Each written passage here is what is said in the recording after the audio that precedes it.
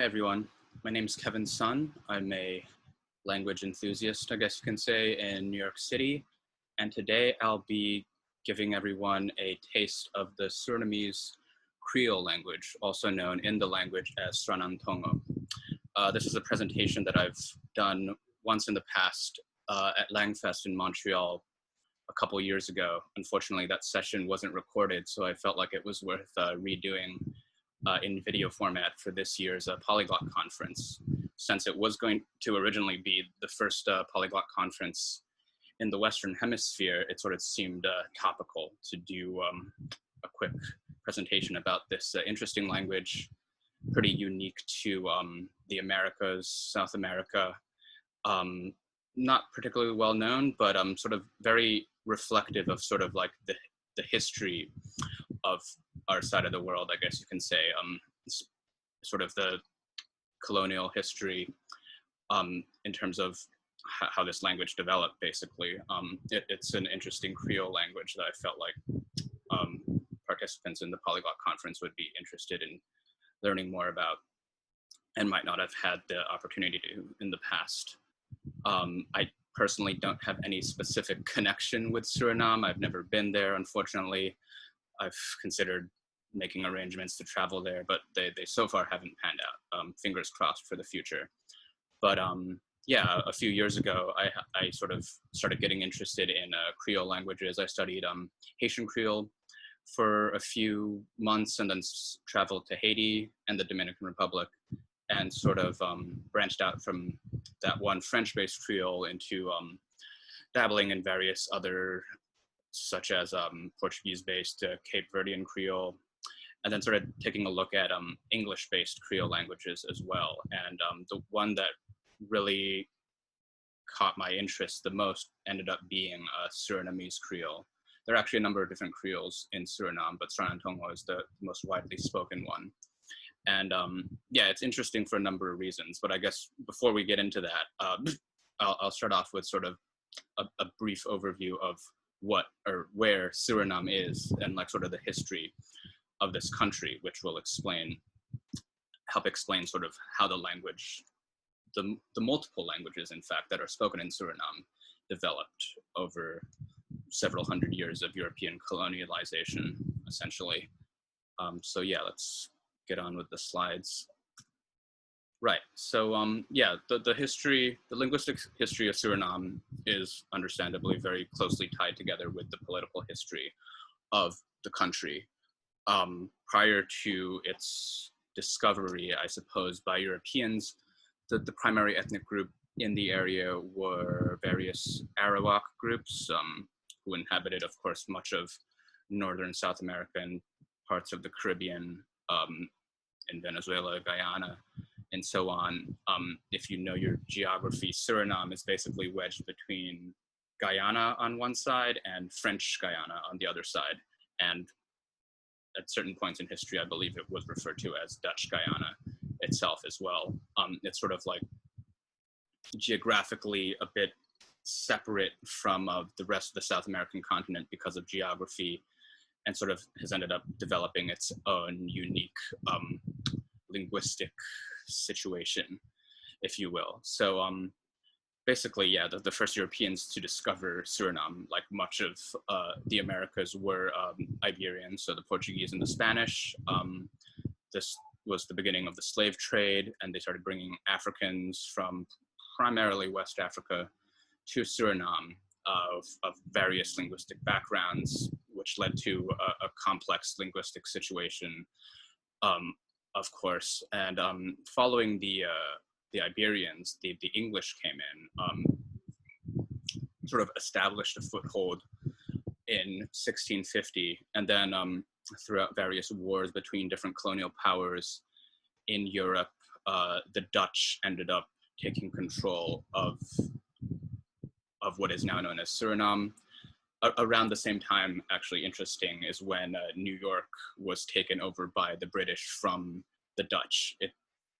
In some ways, you could almost see it as sort of like a land swap between what is now New York, where I'm currently doing this presentation from, and Suriname, which was as you can see on this timeline, ruled by the English for about 2 decades, a bit under 2 decades. So the duration of English colonization, British colonization in Suriname did not last very long, but it left a lasting linguistic influence on the country. Basically, in this short amount of time, as a result of the slave trade, what happened was that the enslaved people essentially sort of ended up developing their own Creole language based on English within just like this short amount of time. And that was the basis of what later became Sranan Tongo, or the Surinamese Creole language. And of course, a similar thing happened throughout the Caribbean where the British took over. So like in Guyana right next door, and as you go up, Trinidad and Tobago, Barbados, Antigua and Barbuda, St. Kitts and Nevis, you name it, the Bahamas, Jamaica, of course, British Virgin Islands. I mean, the US Virgin Islands were also, well, I guess they were Danish for a while. Anyways, let's not get sidetracked.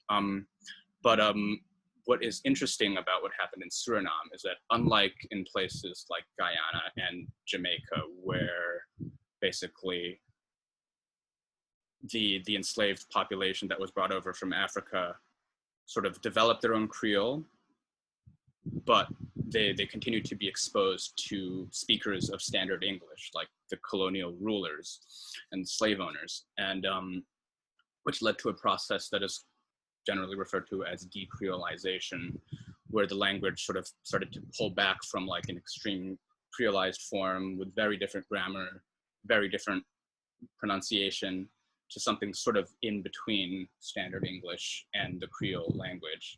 But what happened in Suriname, of course, because all the standard English speakers basically left after the Dutch took over, is that the Creole language was sort of left to its own devices to develop on its own without further influence from standard English. And the Dutch colonizers, for their part, did not really make much effort to change the language of the enslaved people in their new colony. And a very similar dynamic occurred in a bit to the northwest, near Venezuela, off the coast of Venezuela, in Aruba and Curacao and Bonaire, I guess, where speakers of a Portuguese-based Creole, Papiamentu, continued to speak a Portuguese-based Creole even as the islands were taken over by the Dutch. Basically, sort of a very similar linguistic situation where basically a Creole was formed and then the Dutch came in, and for various social linguistic reasons, this allowed the original Creole language to be preserved, or rather, I guess, not protected from decreolization influences, essentially, which, so from a linguistic point of view, it's quite interesting. And then going through the timeline, so yeah, the Dutch ruled for quite some time, several centuries. Slavery was abolished over a decade, from 1863 to 1873, at which point sort of an interesting dynamic took hold, which parallels in some ways what you see in Guyana and in Trinidad and Tobago, in the vicinity, where basically after the abolition of slavery, what happened was that the colonial rulers, instead of treating the former slaves as paid laborers, to a large extent attempted to replace them with new laborers from outside. So in Guyana and in Trinidad and Tobago, you see a large Indian or South Asian, more broadly, population because of that, because the British basically brought in a lot of people who spoke, a lot of people from their empire, their colony in India. And I mean, a similar thing happened in Fiji, I suppose, to some extent. So a similar thing happened in Suriname. It was somewhat interesting because, of course, India was ruled by the British and not by the Dutch, but some arrangements were made through which South Asian indentured labor was brought from South Asia to the Dutch colony of Suriname. At the same time, of course, the Dutch themselves, they controlled Indonesia. So they brought in a lot of people from that colony as well, primarily speakers of Javanese.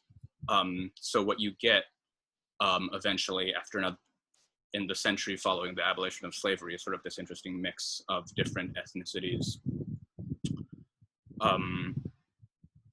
Sort of like the African folks of African descent, the folks of South Asian descent, and the people of Indonesian descent, primarily Javanese. There's also like a certain portion of Chinese descent inhabitants in Suriname as well historically. And then Suriname became independent in 1975, which led to a significant wave of emigration from Suriname to the Netherlands. So while to a lot of people, like Suriname might not be like a particularly well-known country, I imagine listeners from the Netherlands will be substantially more familiar with sort of the situation that I just outlined. And yes, Suriname, the Creole is also to some extent spoken by communities there in the Netherlands these days as well. So anyway, I hope that didn't take up too much time in this recording, but anyways, moving on from history, let's take a look at what the language itself is actually like. So this is a sample of a folktale in Surinamese Creole. We'll get into where I got this folktale from a bit later on. There's like a large library of a lot of stories like this, which is very useful if you want to dig into the language a bit more yourself. So what we have here is on the left-hand side, the original text of the story. On the right-hand side, the translation. In the middle, I do my best to basically give you the etymology of every single word in this story, so you can get a sense of like where this language is coming from. And I'll read part of this just so you have a sense of how it sounds. The spelling system is pretty phonetic. The one thing to watch out for is that final N is pronounced as a NG, like a sound. So Sranan, Tongo. So we anansi na wangmang abi someni triki. And anansi ele. So nansi gona kono oso, atagi kono taki, mikono miere tigri. So as you can see from the gloss that I put here in the middle, the vast majority of these words, they come from English. The pronunciation sometimes is pretty different. There's a strong preference to end words on vowels when possible. The only other sound that you can really end, only consonant that you can really end the word on is N for the most part. So wang, mang is all fine, but have becomes abi. You can't just end it like ab. And talk becomes taki. There's simplification of consonant clusters. And yeah, so that's the English derived portion of it. And then you get like a small amount of Portuguese influence, Iberian, but I believe primarily Portuguese influence. A similar situation you can also see in other English-based creoles as well. For example, Peking means small. Yuna soang Peking meti is you are such a small animal. Meat ends up, there's a slight shift of meaning to mean animal more generally. And Peking is from the Portuguese pequeno. And this is an interesting word because it's also words with this etymology you also see in Jamaican Creole, where pikni means child, and in Nigerian Creole, where Peking is child, I believe. And I believe it also made its way all the way around to Papua New Guinea in Tok Pisin. I forget if it's Pikni or Pekin there, but yeah, it's a word that sort of went around a bit due to the early influence that Portuguese had on sort of colonial linguistic exchanges, I guess you can say. Yeah, so In fact, the story really gives you like the three classic Portuguese origin words that appear in a lot of English-based creoles. So bom is good, again. Bom, you can go. Okay, you can go. This is also, it's not so common nowadays, I believe, in like Jamaica or elsewhere in the Caribbean, but if you look at older texts from, say, Barbados, from the time certain enslaved people would still use the word boon to mean good, for example. And then to know something is yusabi-sang is you, do you know what? And sabi comes from saber, or saber, I suppose, in Portuguese. I'm confusing the Portuguese and Spanish right now. But in any case, this is also a word that got around a lot. It's used in Tokpisin in Papua New Guinea in the form of save. It's used in Nigeria, sabi as well, in Nigerian pidgin. In the Caribbean, I feel like it's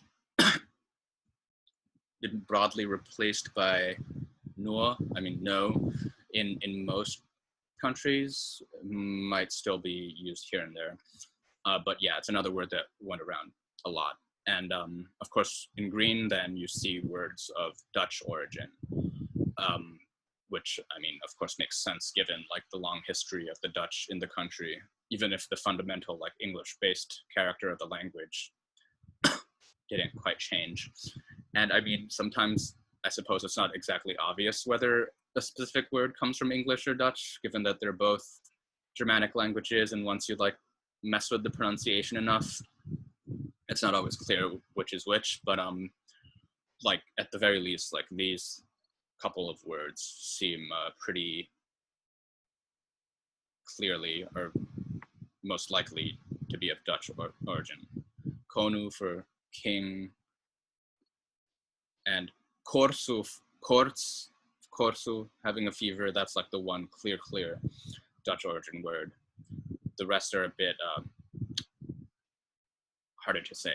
Like ma, I mean ma is but in like so many languages. I mean, you could argue that it came from like Portuguese mais even as well. But yeah, so generally this is sort of like a brief taste of what it looks like. At least I'll give you guys some audio samples later on.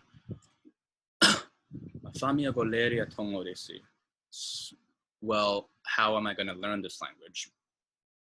The good news is that, well, if you already speak English, the vocabulary, the acquisition of vocabulary is quite easy.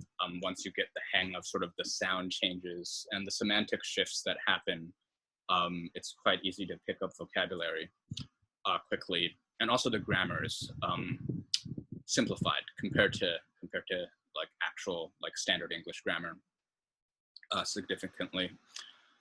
So in fact, like most of what you need to know about the grammar of Sranan Tongo can be summarized in this single slide, I think. Do I have a second slide? No, just this one. So yeah, the pronouns, me is me, comes from the word me, first person singular, we comes from we, second person singular, you, again, pretty transparent etymology,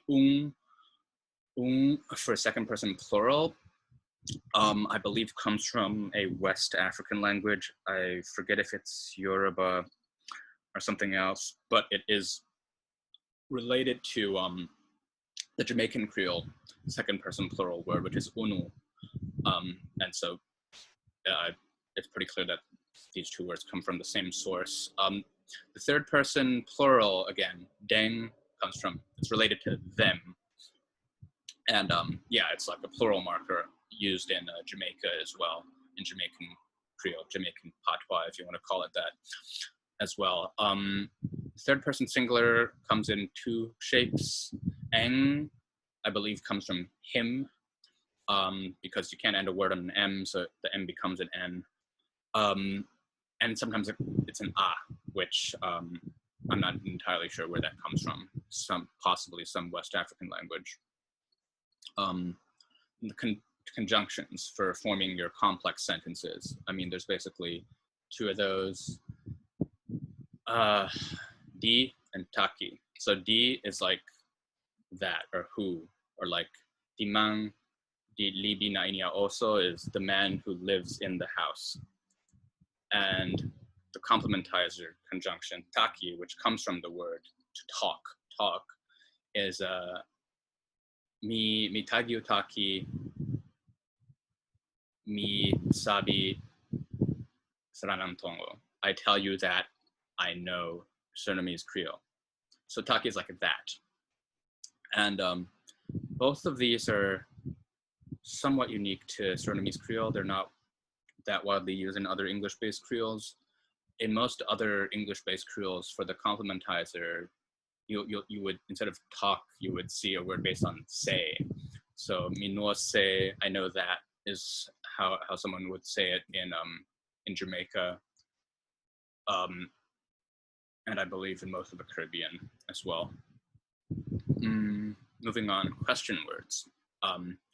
A lot of these have somewhat interesting etymologies. They don't come directly from the English question words, but from like English pronouns. So who is sma, which comes from somebody, which became smadi, which became sma. And smadi is also, you hear that sometimes in Jamaican patois. What is sang, which comes from, again, something, and then just sang. Where comes from pe. I mean, pe, where is pe? And pe, I believe, does come from where, but with like a bit of an interesting pronunciation shift there. I believe it's because in certain dialects of English, especially more so back in the day when this Creole was formed, people would pronounce where as where, and from where to like a P somehow forms in that situation. And then why is sort of like a compound phrase here, fu sang ede, which is for what head, I believe. Ede is used as the word for head in Tongo. So for what head? Why? When is oteng, which o is, teng is time, which could either come from the English word time, or I suppose it could come from the Portuguese tempo also. Oteng is when. How is fa, which I believe actually comes from the English word fashion, which became fasi and then became fa. You'll see the word fasi used a lot, like Sranan fasi is like the way, the Surinamese way of doing things. It's often used in that sense. What kind of? Sortu, which, what sort of, like, again, an English word. And then this chart here basically summarizes all the verbal grammar you need to know.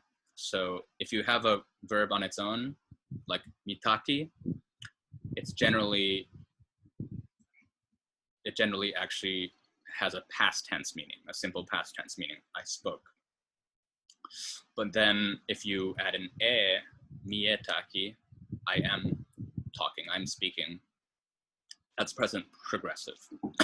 So it's similar to, in Jamaican, it would be I believe, and in Nigerian Pidgin, it would be de, mi de talk. I don't remember exactly how to pronounce the word talk in Nigerian Pidgin, but it's a very similar structure, sort of you use these little particles.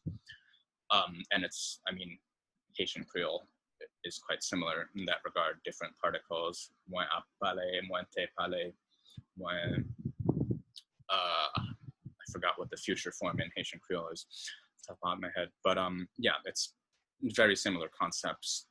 Future, I mean, etymologically, it comes from I am going to. So miegotaki is I am going to talk.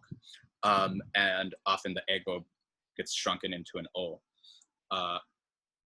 Then you have past progressive, mi bentaki, I was talking. Conditional, bo, is sort of a contraction of ben ego, I was going to, I would, almost. And then you have the two copulas, like na is like is, to be, am, are, and so on. Like when we saw earlier, like anang si na one man, Anansi is a man, and the other sense of is, in the sense of to exist, to be located somewhere, is represented with the particle de, which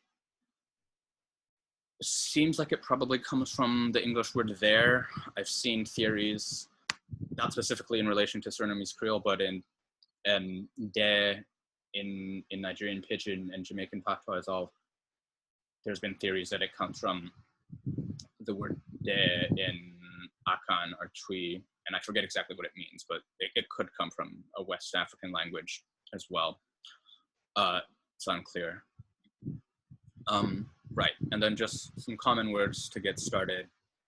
A lot of them are quite straightforwardly derived from English. So you have bigi, which comes from big.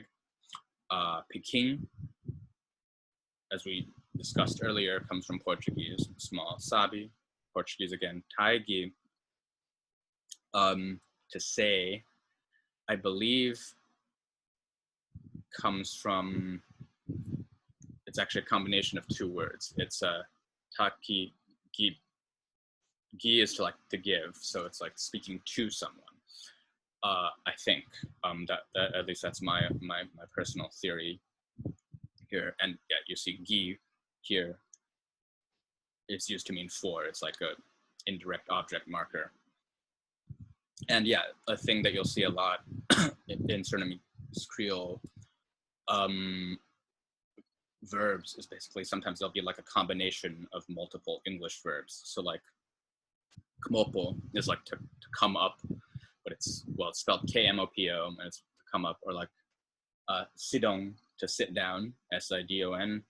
So you'll see a lot of words like that where the derivation is actually from like a multiple word phrase in English, but it's treated as like a simple verb in Surinamese. To think is praxeri, which I believe comes from Dutch, although I mean, I don't know how commonly praxeren is actually used in Dutch these days. But like the eri suffix is somewhat common in like Dutch-derived Surinamese Creole words. So you'll see that here and there. Of is fu, and fu is derived from the word for. So yeah, it's fu in Surinamese Creole,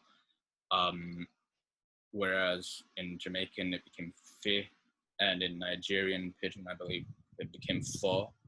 But also like the semantic, the meaning of the word that was derived from for is a little bit different in all of these. I think in Nigeria, for example, fo can be used to mark location, like in, basically meaning in. And then yeah, the actual word that's most commonly used for is gi, which comes from give. So moving on, first of several resources on the internet that you will be able to enjoy is this book, a phrase book from SIL. And the name of this book is Wakamang Buku, Walk Man Book, literally, in the sense of like a book for travelers, essentially. It's like a phrase book. So this book is actually meant to teach people Saramaccan Creole, as you can see here, which is like a different Creole language. I'll explain a bit about that later. But the nice thing is that it also includes Sranan Tongo translations in addition to Dutch, English, and French. French, it's useful for French speakers, I guess, primarily because, well, French Guyana is right next door, and there's historically been a good amount of interaction, migration between the two for labor in recent decades, or I guess in the late 20th century at the very least, especially when France established its space exploration operation base in French Guyana. There was a good amount of labor migration from Suriname to help work on those sites. So yeah, this is a nice little guide to basic sentence structure, have common words. So yeah, I just randomly open up a page. what time is it? O lati ade. So O is how, lati is late, hulat is het. It's similar to semantically the word order. It's quite similar to what the Dutch way of phrasing this question.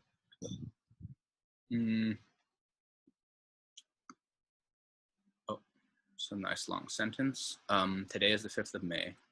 Tide na adi fu fe fide fu me. So fu, remember, means of, but it's also used to mark sort of ordinal numbers. So fu fe fi is 5th. So today na is, a also means the. I should have put that in the chart, actually, I suppose. It's a key grammar point. Today na adi fu fe fi de fu me. Today is the 5th day of May.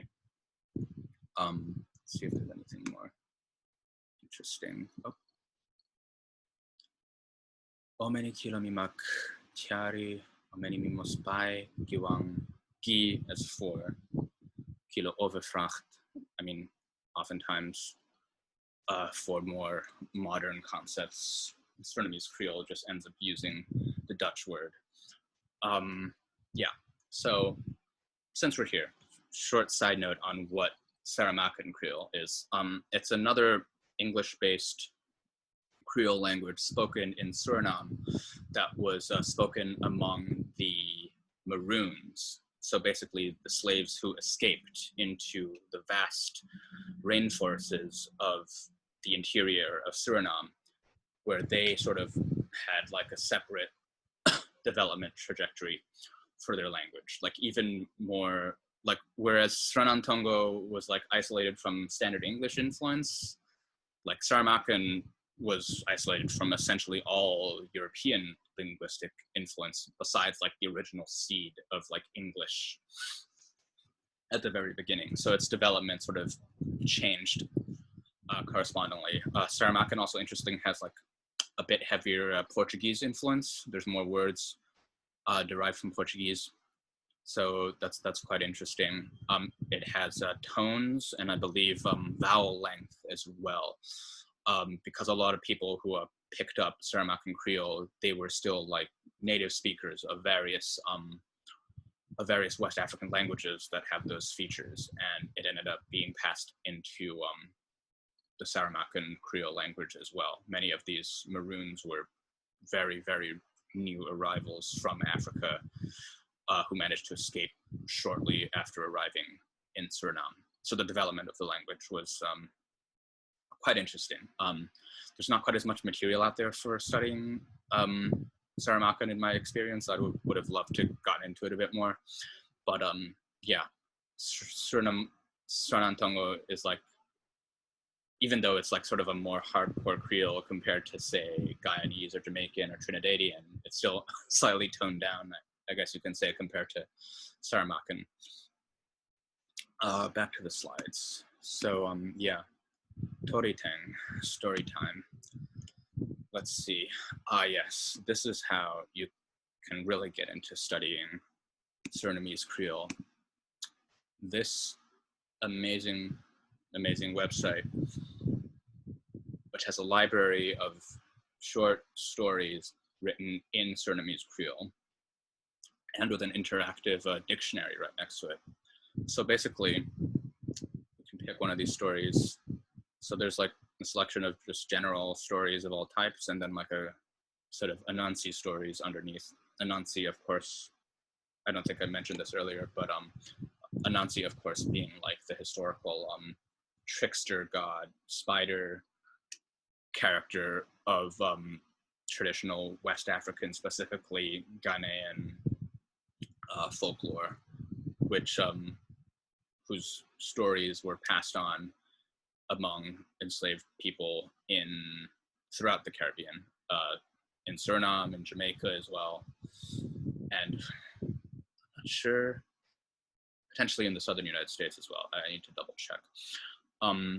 But yeah, so these stories also tend to be a bit easier to follow than the slightly more complex narratives up here. Let's just take a look at like a few sentences of what it means. Anansi nanga dede. So nanga, if you click on this word, you'll see that it just means and. it's an interesting word. I'm not really sure like where it comes from, if it derives from some African language. And so you get a definition of the word and sample sentences. It's really quite well done dictionary. Very nice. And dede means dead. So Anansi Nanga Dede means Anansi and the dead. It's like, I guess zombies or something like that. Well, let's see what the story's about. So no we go ferteri wang piking Anansi Tori. So now we will tell one piking Anansi, a small story about Anansi. Ferteri, I believe, comes from the Dutch vertellen, something like that. It means to tell. Tell, yeah. Ben verteri moi Anansi story. Right. Bika is because. Bika Anansi story. Noiti abikba. Noiti is never. Noiti mikisini mi parakseri taki soang sani bopsa. So kba is interesting. It comes from Portuguese acabar, to end. So because Anansi stories never have an end. And actually in the sample sentence, you see another one that comes from Portuguese as well. Pasa comes from pasa, and it means to happen, the same way it does in Portuguese and in Spanish. So now we're going to tell a little Anansi story, because Anansi stories have no end. We o fateri wang tori fo Anansi nanga dede. We're going to tell a story about Anansi and the dead. Dede no ben e libi na inia foto nang libisma makandra. The dead were not living in the photo is city, I believe. Yes, city. I think it comes from the word fort. And I mean, that makes sense. In quite a few languages around the world, the word for city originally meant something like castle or fort. Nanga libisma makandra. Libisma, so sma, if you'll recall, comes from somebody and is used to mean who, but also means someone. So libisma is a living someone.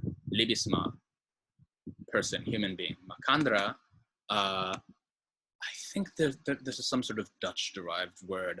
My Dutch is rusty, so I'm not going to try to say what it is, but Makandra, vaguely similar to the German Miteinander, I suppose you can say. Yeah, so the dead were not living in the city together with the living people. Masang tiari dede kong nadoro. But what carries the dead to the door? Kong is to come, but in this sense, it's sort of like it's a compound verb construction, basically. Tiari kong, carry something to come. Like, if you know Japanese, like motte kuru or something like that, yeah. Masang tiari dede kong nadoro. So what carries the dead? What brings the dead to your door? To your doorway, yeah. Na anansi meki dede kong na foto and dede no egue moro na busi. It is anansi, so it's sort of like a topicalization construction here. Makes the dead come to the city, and the dead no egue moro na busi. The dead do not go away. Gue comes from go away, so that's an interesting sort of like contracted verb again. More into the bush, into the jungle. See what the actual translation, yeah, comes from bush, the English word, quite evidently. So yeah, I guess we don't need to go through this whole story. It's quite interesting, and hopefully from my reading through of these couple sentences just now, you can see that it's quite transparent oftentimes, sort of how the language works, especially with the help of like a great dictionary like this. So yeah, all the links are included in the slides. You can check these out at your own leisure afterwards. And tratrasangi fuleri morofara. Other, tra is other, and it could come from Portuguese outra, outro, or maybe it comes from English other also. I guess sani fule, to learn further. So yeah, I have these all open in my browser already, so let's take a look. SIL, again, besides this great interactive dictionary and story library, has tons of other stuff you can look into, other stories, linguistic studies, like this, for example, that you can look into. Global Recordings Network, a religious organization that translates biblical texts into various languages, especially various minority languages, also does something like that with Surinamese Creole. A lot of this material, you'll notice, is actually sort of missionary type nature, but I mean, it's great source to just like get a sense of like what the language sounds like. So let's see what this story has to say. Digado me grontapu. Grontapu comes from ground top, and it means the earth. Gado bin meki grontapu means God made the earth, for example. So right, because this is the story of Noah, so you can tell where this is going. Alas mabeng kontakru srevi indendu. Waman no mo bende di ben frede gado that bende Noah. One man no mo bende di frede gado, which means only one man. One man no more. No more means only, basically. That's interesting. So one man no mo bende, only one person was there. Di ben frede gado, who was frede is afraid of God. So yeah, again, familiar to everyone. Noah, minova draga din sondu dismoro danga. Mo senwan bigarling fasumo grontapu. Mekwan boto futena lenkong yangi family kango chibrinense. Right, so mekwan boto is make a boat. Sundu means sin, I think. Seems like that is of Dutch origin. It sounds similar enough to the German word for sin. So yeah, this is a nice source of listening material.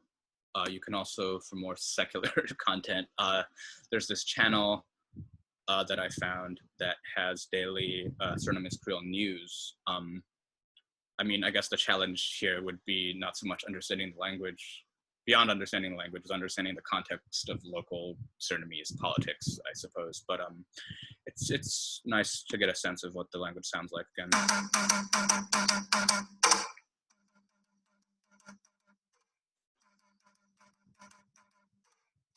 A lot of videos on this channel are actually in Dutch because that's still quite widely used for official purposes. Frida for September, let's speak brada nga sisa wang shwiti nga wang prisir podi news. Brada nga sisa, brothers and sisters. Naspiki wang sweetie, well, sweet. Nang prisiri is pleasant, I believe. Odi is, well, hello, howdy, basically. Fu tide ete wantro prisiri nga shwitodi. We brada nga sisa adesso taki de susma desma sa Europa na de differenti radio station, televisi station, media sma karpong den voorlichters na desma de takisma tapu de differenti ministeria. We abedeso taki wang tak makandra befin presi na communicatiedienst voor Sranan, usabi taki no NEE. Fosi abe abane fu NEE no anenda change. Right, so it's a lot of political talk, of course. Ministeria, communicatiedienst, yeah, so a lot of Dutch origin words. But yeah, you get a sense of sort of, again, how the language sounds, how it works. Moving on, music.